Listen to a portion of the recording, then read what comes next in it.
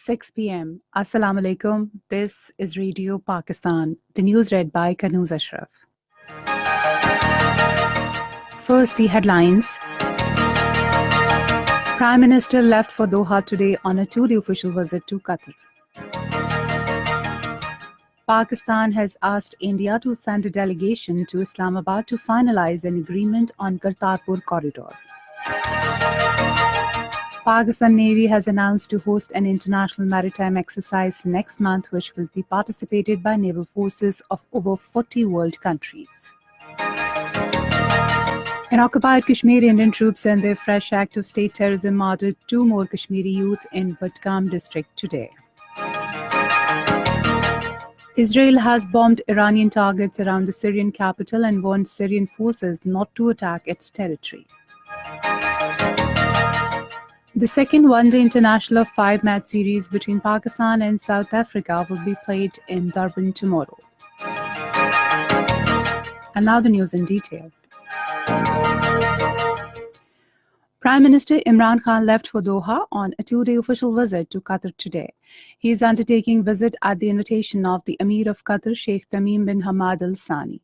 Foreign Minister Shah Mahmood Qureshi, Finance Minister Asad Umar, Petroleum Minister Ghulam Sarwar Khan, Advisor to Prime Minister on Commerce Abdul Razak Dawood, Special Assistant to Prime Minister on Overseas Pakistanis Zulfikar Bukhari, Chairman Board of Investment Harun Sharif and Chairperson Task Force on Energy Nadeem Babar are accompanying the Prime Minister.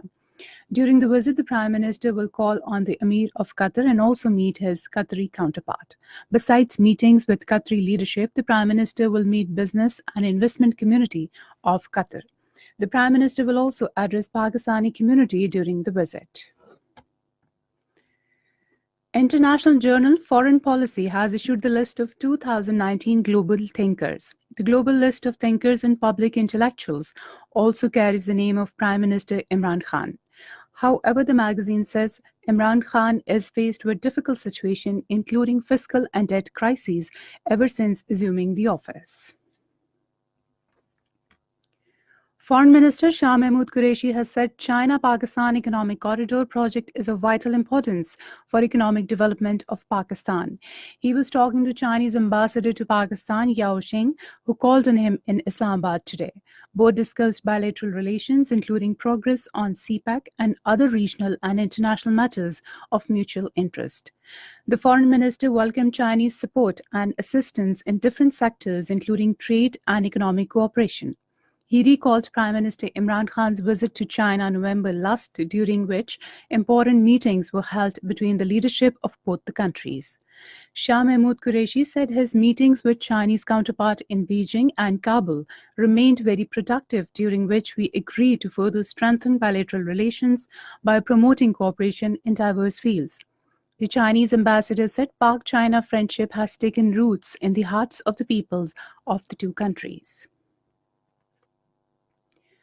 Pakistan has asked India to immediately send a delegation to finalize a draft agreement in line with Prime Minister Imran Khan's commitment to open Kartarpur corridor on the occasion of the 550th birth anniversary of Baba Guru Nanak in November this year. In a press release issued today, Foreign Ministry said Pakistan has shared the draft agreement with India through its High Commission in Islamabad. Pakistan government has appointed Director General South Asia and SAARC as a focal person from Pakistan's side and requested that the Indian government to designate a focal person in this regard. Prime Minister Imran Khan had inaugurated the groundbreaking ceremony of the Kartarpur corridor on 28 November last year. Pakistan took the step to accommodate the long-standing request of the Sikh community, especially from India, particularly in view of 550th birth anniversary of Baba Guru Nanak. President Arif Alvi has said that revival of economy is top priority of the government. He was talking to Chairman Amreli Steel's Abbas Akbar Ali, who called on him in Islamabad today. The president said the government is committed to facilitate business and private sector to promote investment and ensure rapid growth of manufacturing sector, which will help create employment opportunities. National Job Program will be launched under the Prime Minister's Youth Program to provide job opportunities to educated youth. In this connection, Special Assistant to the Prime Minister on Youth Affairs, Mohammed Usman Dar, held a meeting with a delegation of the German Development Agency, GIZ, in Islamabad today to explore avenues of collaboration for launching the program. The Special Assistant appreciated GIZ's role in the development of technical and vocational education and training in Pakistan. This is Radio Pakistan. Naval Chief Admiral Zafar Mahmood Abbasi has held meetings with the head of Royal Bahrain Naval Force and other high-ranking naval officials in Manama, Bahrain. They discussed professional matters, including maritime cooperation. The head of Royal Bahrain Naval Force lauded Pakistan Navy's efforts for maritime peace and security. Meanwhile, Pakistan Navy has announced to host Aman 19 exercise next month under the slogan of Together for Peace. According to Pakistan Navy, more than 40 countries will participate in the exercise. It is aimed at fostering maritime cooperation, promoting safe and security maritime environment for regional and global stability, and preserving oceans, which is the common heritage of mankind. Exercise Aman is a biannual multinational maritime exercise being hosted by Pakistan Navy since 2007, wherein navies of the world cruise together and share experiences to enhance the peace process. In occupied Kashmir, Indian troops in the fresh act of state terrorism martyred 2 more Kashmiri youth in Budgam district today. According to Kashmir Media Service, the troops martyred the youth during a cordon and search operation at Hapat Nala in Char Sharif area of district. People took to the streets and staged massive demonstrations in the area against the killing of the youth. Indian troops and police used brute force against protesters, triggering clashes between demonstrators and forces personnel. The occupation authorities have suspended mobile internet service in the district. Meanwhile, complete shutdown is being observed in Srinagar today to mark the anniversary of Gawkadal massacre. Israel has bombed Iranian targets around the Syrian capital Damascus and wants Syrian forces not to attack its territory. The Israel forces said its operation was against the Quds Force elite units of the Iranian Revolutionary Guards. Meanwhile, Syrian military sources said Israel launched an intensive attack through consecutive waves of guided missiles, but the Syrian air defense destroyed most of the hostile targets. Bangladesh has denied entry to 31 Rohingya Muslims trying to enter from India. According to Bangladesh border guards, stranded Rohingya, including women and children, are stuck in no man's land on the border as India cracks down on members of Rohingya community.